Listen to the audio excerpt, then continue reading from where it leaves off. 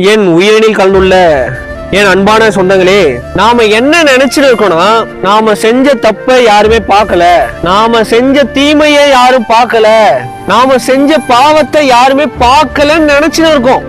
அப்படி நினைச்சு உங்களை நீங்களே ஏமாத்திக்கிறீங்க. ஆனா அப்படி இல்ல. எல்லா வினைக்கும் எதிர்வினை உண்டு, எல்லா வினைக்கும் சமமான வினை உண்டு.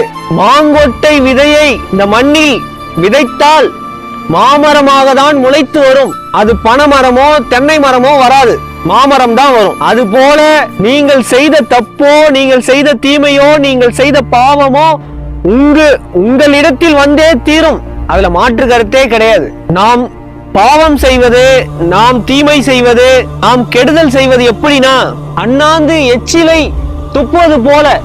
அண்ணாந்து எச்சிலை துப்பினால் எப்படி நம் முகத்திலே விழுமோ அது போலதான் நாம் பாவம் செய்தாலும் தீமை செய்தாலும் கெடுதல் செய்தாலும் நம்மிடமே வந்து சேரும். இதை புரிந்து சிந்தித்து உங்கள் வாழ்க்கையை நடத்துங்கள்.